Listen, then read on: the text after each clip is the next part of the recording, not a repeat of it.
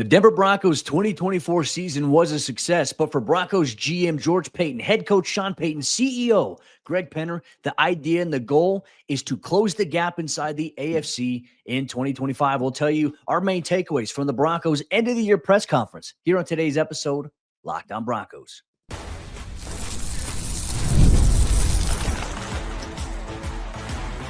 You are Locked On Broncos, your daily Denver Broncos podcast.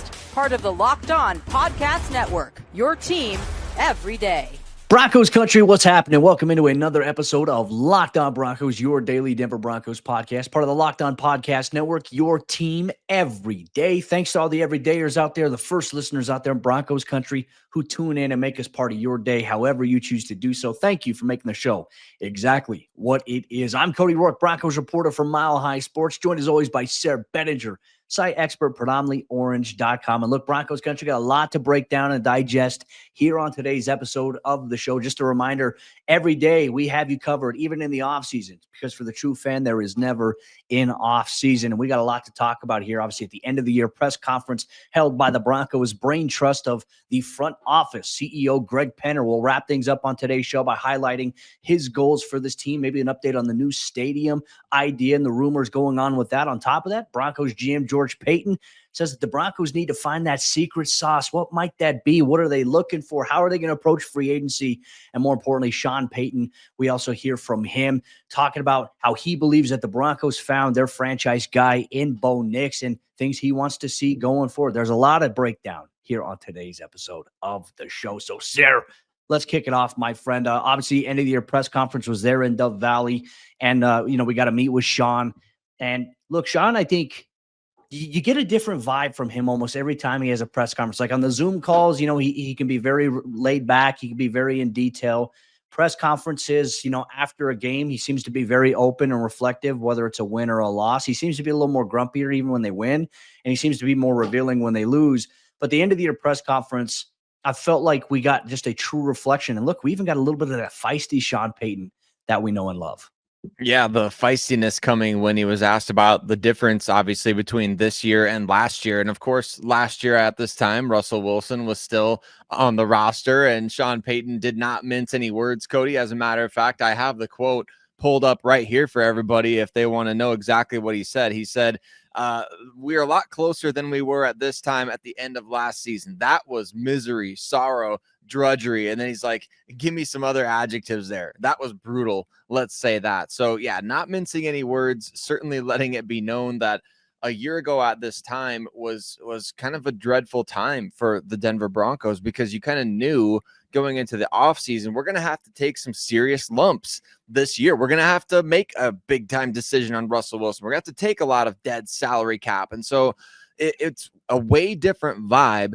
But the different vibe and the reason why I think he can feel the freedom to say that now is because obviously now you've got a franchise quarterback in Bo Nix, and the confidence that Sean Payton and George Paton and Greg Penner all seem to have in Bo Nix is it should be the prevailing theme of everything that we talk about in this episode today and the offseason going forward. Yeah, and look, to be honest with you, Sean reflected on Bo Nix, and obviously you saw the toughness, you saw the leadership. We've heard from players this week, as we've demonstrated here on the show, Broncos Country listening. They've heard from players like Mike McGlinchey, Quinn Miners, and what they think about Bo Nix and how Bo really kind of captured that locker room. You could definitely see that theme from the Broncos front office, the admin side of football, and obviously led by Sean Payton. And there was a lot of just like, he works hard, he's very accurate. And he even touched on maybe some things that, can be an area that he goes on and improves on. And I'll see, if you haven't seen it on social media, there's a new meme that Sayre, thank goodness for Sayre. He finds those things, he creates it. It was almost like Sean Payton kind of pulling like the blue arrow, Jamal Murray type thing. And that's going to be the thing that's going to circulate on social this year. You'll see that there. But really when it comes to like where the Broncos are at in terms of being able to build towards being successful, Sean Payton said it plain as day. He says, I think we found that player that will lead us relative to being successful. And that's the stamp right there. Boom, punch it in. Bo Nix, the franchise quarterback. You and I talked about this on a couple episodes ago here on Locked On Broncos, how you and I both said, like, hey, Bo Nix is the franchise guy. And a majority of Broncos country, I would say about 98% are on the same exact boat. Of course, there's the 2% that aren't convinced just yet. But I think with what we've seen from Bo, how he's been able to transform this offense without really a consistent run game has been a big factor of that. But the run game, you and I have also highlighted as well, is so important here for this offense. If it wants to take the next step in terms of for Bo Nix to continue to grow and develop, you need to have a run game. You need to have a running back. So could the Broncos go with a bell cow type of back there? Well, I don't know. Based on what Sean Payton said, Cody, it seems like they're going to, as he said, stack the running back position. And he was kind of, like, I don't know that there's not that many bell cow backs in the NFL anymore. He talked about how he's used to using multiple, right? He's used to using 2. He's talked about throughout this last season how he's not really used to using 3, but certainly 2. And that goes back to a story that he told about, remember when he drafted Reggie Bush, his first class with the New Orleans Saints, and the owner in New Orleans is like, hey, Sean, like, we already have Deuce McAllister on the roster. Do we really need this guy? And he's like, well, Reggie Bush is a different type of back.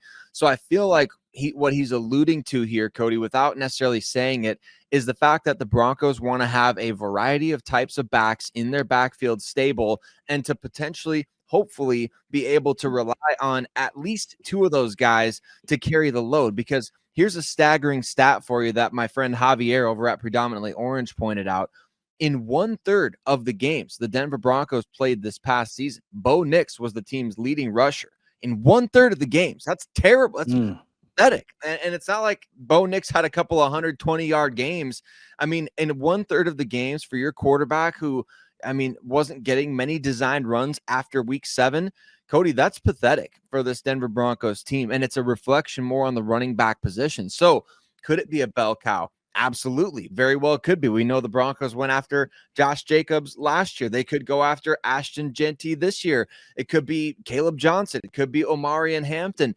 But if it's not a bell cow back, I think you're keeping your options open to say, hey, we could have another Deuce McAllister, Reggie Bush situation, or maybe it's a, Alvin Kamara, Mark Ingram, or whatever duos they had there in New Orleans. I think it's trending that direction.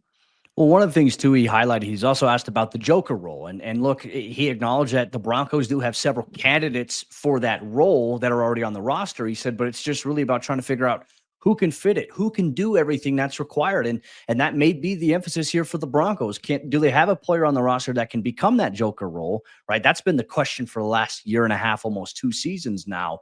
Or do they go out and they find a guy that obviously fits that prototype already versus you have to wait for that guy to develop into that? That might be a really big emphasis here. But obviously, I think Sean highlighted the lack of not having that type of guy definitely is something that has limited the offense, has hurt the offense, because he says, when we've had that guy, we've had some really good offenses, throughout his coaching career. So that's going to be the next step, is them really trying to find that Joker. And going back to the point about running back, we could see a total revamp. I don't think that they're going to bring Javonte Williams back.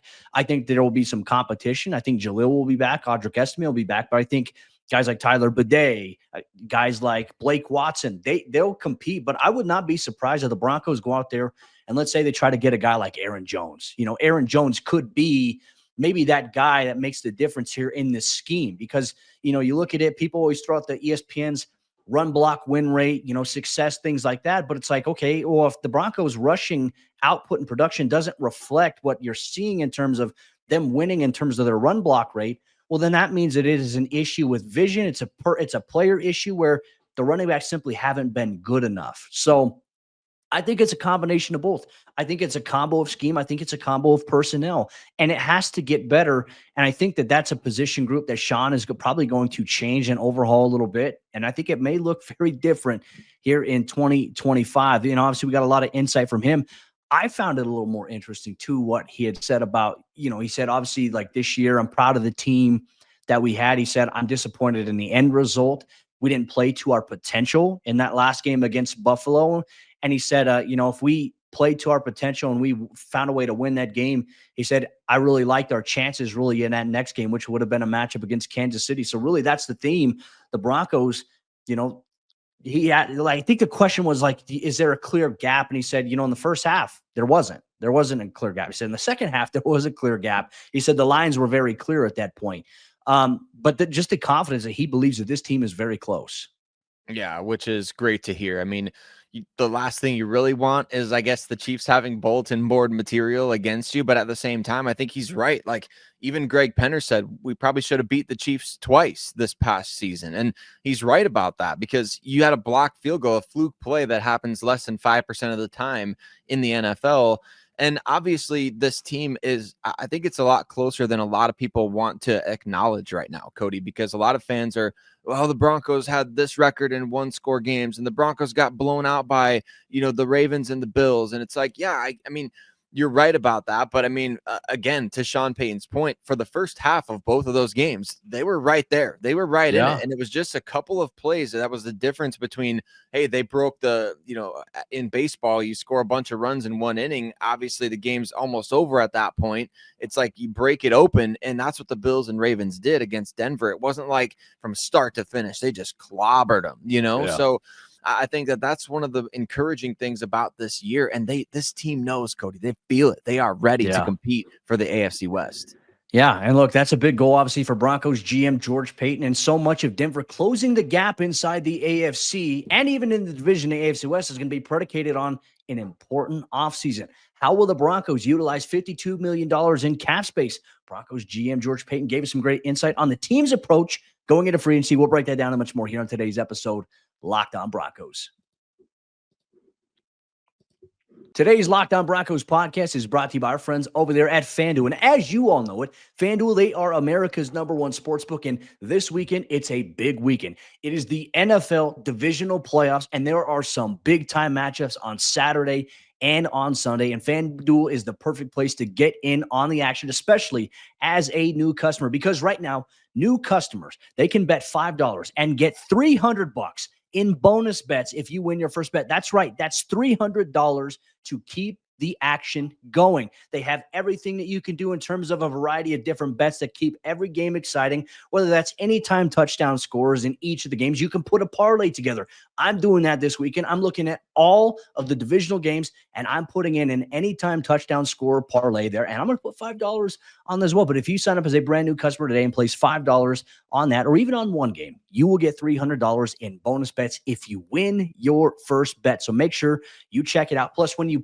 win, you get paid instantly. You don't have to wait for your winnings, whether you're betting on your favorite team or you're just looking to add some extra excitement to the playoffs. FanDuel has you covered. Just visit FanDuel.com to join today and get started with $300 in bonus bets. That's FanDuel.com. Make this playoff season unforgettable with FanDuel, an official sportsbook partner of the NFL. Denver Broncos general manager George Payton said the team is going to be looking for that secret sauce. Broncos Country, what could that be? What's the secret sauce in the 2025 offseason? It's one of the biggest reasons why this is shaping up to be probably the most fun offseason we've all had together in a long time. And you know what? We can't thank you enough for being with us every single step of the way. So for all you everydayers out there, mile high salute to you. We appreciate you so much. You know that your boys, Cody and Sayre, got you every single day here in the offseason at Locked On Broncos. And if you haven't already done so, hit subscribe on the show and get us in your algorithm. Get us at the top of your feed, because we're going to be bringing you the latest about this secret sauce that general manager George Payton talked about, because everybody's asked, George Payton, Sean Payton, Greg Penner, what is it going to take to get you to that, to close that gap between, the other teams in the AFC right now? And George Payton is, he's been at this for a long time. George Payton been closing the gap his whole career, Cody. The guy has had to deal with Aaron Rodgers in the NFC North, and now obviously Patrick Mahomes in the AFC West. So what is that secret sauce? Let's bring up George Payton's quote about that here and now as we talk about this. I mean, obviously he's encouraged by the progress that this team made, but to get up there with the Baltimores, the Kansas Cities, the Buffaloes in the AFC, I mean, the Broncos do have to find whatever that secret sauce is. Maybe it's something that Sean Payton even alluded to with that Joker role. Yeah, look, I think the Joker role could definitely be part of it. Offensively, that's the case, right? And look, we've seen it. The Broncos, they can compete and play with Kansas City. They did it for a full game. It came down to a blocked field goal. Bo Nix led a potential game-winning drive there and got him set up in field goal position. Converted on a clutch third down to Cortland Sutton against Trent McDuffie. But the one thing I'll say is that, like, against Buffalo, you saw the jab, you saw the throw to Troy Franklin. Denver goes up 7-0. They can compete. They just got to find a way to sustain against maybe some of these teams that have, some better personnel in certain situations, more firepower. And so much of that, I think, is just it varies by opponent. I think clearly we look at Buffalo, their size on the offensive line, their physicality definitely made a difference. And it wasn't necessarily the Broncos D line just getting punked. I also think it was a combination of the Bills did a great job focusing on trying to neutralize the Broncos' best approach defensively. That was that rush. That was that front seven that they had. So you saw a lot of double teams. But the issue was also linebackers not being able to come up and fill quickly, and also having to respect the ability for Josh Allen to throw it all over the field. So we talked about linebacker a few weeks ago. Defensively, you think linebacker is going to be a big emphasis for them this season? I think that's the case more so than it is safety. Look, I know PJ Locke's been getting a lot of flack from fans on there. When you go back and you watch the tape, it's like PJ's covering a long part of the deep part of the field. But then when you see other guys come open because of scramble drill, especially on that touchdown there that Josh Allen threw on fourth down, it's like, okay, where's the lapse at? Like, how's he supposed to cover this deep angle and then have to pick up this guy? He's got two guys he's got to choose between at that point. It's tough. And I think Denver's issues are more so linebacker related than they are safety related. I actually feel better about Denver's safety position. I think probably the most people at this point. And I think PJ is also going to be a very big part of that success that they're going to have next year. I think if they add a linebacker that can go sideline to sideline, rangy, that might be the secret sauce defensively. But I also think being able to run the football, Sayre, that's the secret sauce on the offensive side. Go and get you a back that can do that. Go get you a back that, is going to be that change of pace guy, that is going to see the hole, get skinny and explode for a big run. Denver didn't have too many of those. I mean, you mentioned Denver's best rushing performance of the season, Sayre, I think was against the New Orleans Saints on Thursday Night Football between Javonte Williams, Bo Nix, Jaleel McLaughlin getting some run. Like you saw some promising things in the run game from them. That was probably it. So there's a lot to improve on, obviously, in that category. And I think a running back might be the secret sauce. Denver can compete. Let it not be mistaken. They can compete. They have to find a way to sustain and be able to deal with the counter punches that teams like Baltimore and Buffalo are going to throw at them. Well, and if they can compete now, just imagine what it's going to be like, as George Payton confirmed that, whatever website we reference, Cody, we don't need to necessarily reference them for the time being, because George revealed that the Broncos have $52 million in cap space. So if we thought that they are competitive at this point, just imagine what they're going to be able to do with $52 million in cap space. And obviously George isn't going to come out there and say, yeah, we're going to go after all the big name free agents. He's going to take the diplomatic approach and say, like, hey, we're going to be measured in free agency. And then he points to, X, Y, and Z, all these different guys that when we take a measured approach, we're successful. Brandon Jones, Malcolm Roach, you could go to a number of different guys. And he even said Malcolm Roach might have been their best addition that they made this past year. So look for him to maybe have an even bigger role in 2025. But when he talks about taking a measured approach, he couldn't help but also sneak in there, like, we can be aggressive in spots, or we could make a big splash if we want to. Like, we have the ability and the flexibility to do that. And I think the Broncos will, Cody. Yeah. You and I have talked about this. I've heard from a number of people that have jumped into my mentions on Twitter saying, like, the Broncos, they don't have the cap space to sign a T. Higgins. Their biggest move is going to be re-signing Nick Bonito and Zach Allen.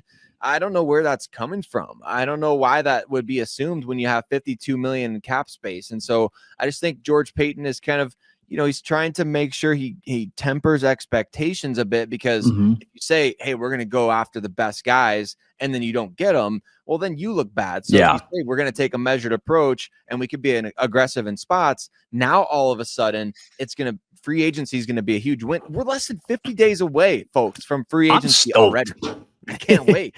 Well, and I also loved what Sean Payton said. He's like, because he was asked about team needs. He goes, he goes, we're not there yet. We're going to meet as a staff for these next 2 weeks. Then we're going to kind of come together and kind of see our approach, where our biggest needs are. And he says, even when I know our needs, I'm not going to tell you what our needs are. Like, he's a little feisty. I love that about Sean. Like, honestly, look, Sean gets a bad rap in terms of like how he can come across to other media members. I think Sean just has like an impatience, or just like, he doesn't care about what outside stuff is, in a sense, right? Like if something is being said about the team externally and it gets brought up, he doesn't care. Like he dismissed like the odds makers. He says, I don't care about that. That's not something I'm concerned with. But like, Sean's always been good to me. You ask him like a logical question, and look, I understand there's going to be times where he's going to be asked hard questions. And I think he does give us, he gives us great responses for the most part. But I just love the fact he's like, we're going to understand what our needs are. I'm not going to tell you. And it all goes along that line of thinking of, ever since George Payton came in as the team's general manager, the leaks that used to come out of the building, they're not there anymore, which is great. Like loose lips, they sink ships. And that's been an alignment thing here for Sean Payton. So it's like, that's why their relationship works so well. And now you have the 3 Ps, the Payton, and Penner brain trust, that are on track, I think, to put the Broncos into a very good position here going forward. And can Denver find that secret sauce, whatever it may be? I like the chance that they could be measured, which, is good, with the sprinkle in, like, we could be aggressive, right? Which that's what you want. Like, you want to have like, okay, we're going to make this move because it makes us immediately better, but then we're going to be measured in this regard. Like, we'll be aggressive to attack this, but we're going to be measured with this because maybe it'll help us 2 years down the line. You don't want to give away too much right now. And Denver's not at that process yet where they fully evaluated everything. Coaches are going to take a little bit of a break. They're going to come back 2 weeks from now. They're going to sit down and they're going to break everything down. And look, it's not just going to be about the rosters, the personnel. Like Sean Payton even said it himself, is that we're also going to evaluate our staff. So very curious what could be coming here for this Broncos team. Some potential changes, some coaches could get promotions, and some other moves around the NFL. We'll obviously highlight that here as that becomes available. But we also heard from Broncos team CEO Greg Penner, and he made it very clear that the Broncos have their sights set on winning the AFC West. That's a goal that he has for this team. What can they do to do that? Plus, new updates on a potential new stadium. We'll share that much more here on today's episode, Locked On Broncos. Today's episode of Locked On Broncos is brought to you by our friends over there at Rocket Money. Did Rocket Money help you find any subscriptions that you forgot about or that you were paying for twice? That's happened to me before in the past. I had 3 subscriptions that I were paying for subsequently throughout an entire month. Rocket Money was able to go through, find that, and cancel that for me. They also do a great job. If you have a higher bill, they can negotiate to lower your bill for you. I love that about Rocket Money. And they make it so easy to track everything down all in one place. It's like having a personal assistant for your finances. And Rocket Money is a personal finance app that helps you find and cancel your unwanted subscriptions and also monitors your spending. It helps you lower your bills so you can grow your savings. And it brings everything together in one place, whether it's subscriptions, your spending habits. Like for me, I spend too much money on coffee, trying to cut back on that and see how much it saves me every single year. It helps you even hit the goals that you want this year financially. Rocket Money has over 5 million users, and it has saved a total of $500 million in canceled subscriptions, saving members up to $740 a year when using all of the app's premium features. Cancel your unwanted subscriptions and reach your financial goals faster with Rocket Money. Go to rocketmoney.com/lockedon today. That's rocketmoney.com/lockedon. rocketmoney.com/lockedon. The fourth quarter action of today's episode, Locked On Broncos, is here, and the future is now. Broncos team CEO Greg Penner met with the media to end the year and set some high expectations for where he has with this franchise, with this coaching staff, and with this roster. And that is set on the AFC West. Thanks once again to all the everydayers and first listeners out there in Broncos country. Just a reminder, if you're not an everydayer, you are missing out on fresh, up-to-date, objective analysis on all things that are going on with your Denver Broncos. You get that here literally 5 days a week, every single day, all throughout the entire year, because for the true fan, there is never an off season. All right, Sayre, with that said, because there's never an off season, really for us, the NFL kind of being in this media sphere, it's kind of a year-round thing. It's really becoming that. There's a little bit of sprinkled in times. Obviously I got vacation coming up. Obviously when I get married and go on my honeymoon, Sayre, I know is going to hold it down for me here on Locked On Broncos when that's the case. But yeah, we got you covered and we're excited about it. So for me, I think last year, Greg Penner came out in the end of the year press conference after Denver won 8 games. He said, our expectation is to win more than 8 games. Denver did that. They won 2 more. They won 10 games this year. So ideally, the goal, you would say, like, all right, can the Broncos win more than 10 games in 2025? That's the goal. But really, it all starts with, and I think this was the central focus from Payton, and also Penner, is that they really want to find a way to win the division, the AFC West. Obviously, the Kansas City Chiefs have dominated this division for far too long. Denver has closed the gap with them, and there's things that they can do to really close it. But this is a tough division with 3 teams right now, the Chargers, the Chiefs, and the Broncos. Raiders not worried about them so much right now. But this is where Denver's going to have to take that next step, is like, can you actually be in the conversation in 2025 when it's the month of December? Like, hey, these games are for the division. I think Denver can get to that point. It's going to be tough, but I think Denver is closing the gap to be in that conversation in December. They 100% are. And you know that their feelings internally are that they can get there this offseason, because Sean Payton said immediately after the loss against Buffalo, like, we got to find a way to be playing these games at home. And in order to play the games at home, there's only one way. You got to win the division. And so I don't think it's just every other team in the AFC West should just be admitting defeat every year with the Kansas City Chiefs in the division. Like, Kansas City, as good as they are, and they are good, I don't want to take away from that. You got to be a little lucky to win as many one-score games as they have, and you got to be a little unlucky to lose as many one-score games as the Denver Broncos did this past year. So at what point does the things even out a little bit, right? I mean, do you get a little luck to bounce your way in a few more games? Like, let's just say the Broncos had 2 games this year where they were 1 score and they won instead of lost. I mean, they would have been 12-5. So it's if you win 12 games in an NFL season, like, it's hard to not win your division in today's day and age. Like, there's not going to be that many teams unless you're the Vikings. Unless you're the Vikings, apparently, and rightfully getting just absolutely clobbered in the wild card round. But Cody, I think from ownership down, they understand this, and that's why Greg Penner said that their sights are set on the AFC West going forward. Like, there's no question that this team can do it. It's just a matter of, can you get those moves, that secret sauce to find a way. So I'm excited about that being the mentality, is that they can go out and win the division. You know, you took a step forward in 2023. You made the playoffs and had a winning record in 2024. Let's go get the division now in 2025. Seems like a likely, kind of progression there for Denver. Although lofty, I think it's something that they should absolutely be planning for. Yeah, no, and I think that the mindset of players in the locker room is to win the division next year. I mean, that's their goal. I mean, even said it even this year, going back to training camp, they're like, our goal is to compete and win the division. They got that. Like, they want to get to the postseason, but the goal is to put yourself in the best position possible for that. And that is by taking care of business in your conference play and your divisional play here. And I think that's something that Denver's going to aim to be a little bit better at going into next season. A cliff note here too, like the Broncos, obviously they'll play the Jets next year. They'll play the Colts next year.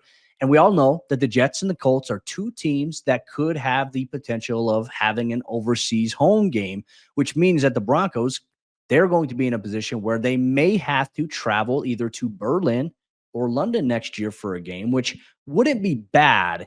But I know it's like, Denver's been in this cycle. It's like you're required to play one once every 8 years. Denver's already played in a couple in recent memory. So for that, I mean, do you think that's going to happen? Do you think that Denver's going to end up playing a game in London or in Berlin next season? Part of me is thinking that's not going to be the case. I kind of feel like it is going to happen, honestly. The way that Greg Penner was talking about it, Cody, it feels like they're going to, like, I kind of got the impression based on listening to him, like one of those 2 games we're kind of expecting. And he said they welcome it. Obviously, what else are you going to say?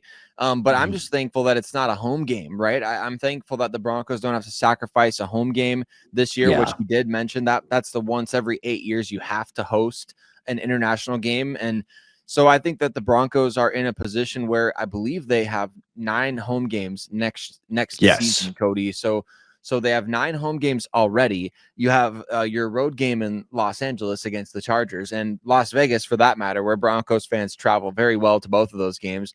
And then you play on a neutral field against either the Colts or the Jets. Like, I mean, that's kind of a nice deal. That's a nice Yeah. setup for the Broncos to have a minimum of you already have your bare minimum 9 home games and then a neutral site game for a 10th. So in reality, the Broncos only have 7 true road games next year if they're playing either the Colts or the Jets in the international series. And I've heard rumors about the Texans game being played in Mexico.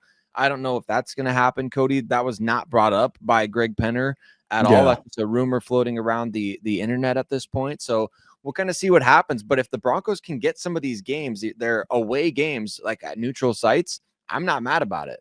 No, I'm not either. I think that would be exciting. And look, I think the appeal of being able to have teams play in the international game. There are a lot of international fans that listen to Locked On Broncos, but being able to get fans in other countries to see it, I love that.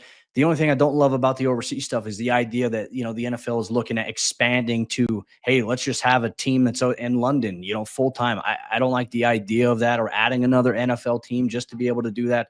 That's where I kind of draw the line there. But I think bringing the game overseas, I think, is a great idea. And obviously, it's been very successful for the league here in the whole process going forward. And obviously, it gives you, I think, a chance to go into the bye week. Unless you're the Jaguars, I think they chose to stay in London for a week and play like 2 games there, which, hey, that might be a cool experience. Didn't help the Jaguars in any way, shape, or form this year when we look back at it on paper.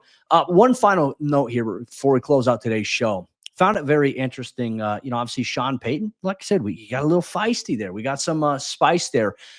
Talking about, like, he did go on a little bit of a rant about injuries and the fact that, once again, like the Broncos last year, they were first in terms of not having games lost. Like, the injury prevention that they did last year was huge. They were first in that. So far, they're second this year in the NFL in terms of just overall player health and, lack of games missed overall due to injury. Testament to Bo Lowry and his staff, and obviously Dan Dalrymple, the strength and conditioning staff there. But he also kind of took a shot a little bit at Nathaniel Hackett and the previous staff for that. Like, wow. Like, and he kind of, the message was, if you're stuck in this position, this is consistent for you popping up every year where you're 32nd in the NFL, or you're in the bottom 10 of injuries lost. He said, you kind of earned that. So not mincing words on that from Sean Payton. I know. I was surprised by that as well. I think he even mentioned like 134 guys missing games due to injuries. Like, there was a problem in Denver, and that was a huge issue that they immediately wanted to fix. Ownership wanted to get that fixed, obviously, and that's been a huge priority for those guys. And it's been a big reason why I think we've seen progression for this team over 2 years. Like, if your guys can stay on the field, the guys that you plan on playing, I mean, look at the Detroit Lions, Cody. We're going to find out how much is that going to affect them in a playoff run. Like, the San Francisco 49ers in a Super Bowl window for that team. Injuries have decimated that roster. And so I'm not saying that on a year-to-year basis you're going to get lucky like this all the time. I mean, it does involve a little bit of luck, but at the same time, the Broncos don't seem to think that it's all luck by any means. Like, they feel like the intentionality, the way that they practice, the way they treat guys, it all factors in to a healthy roster overall.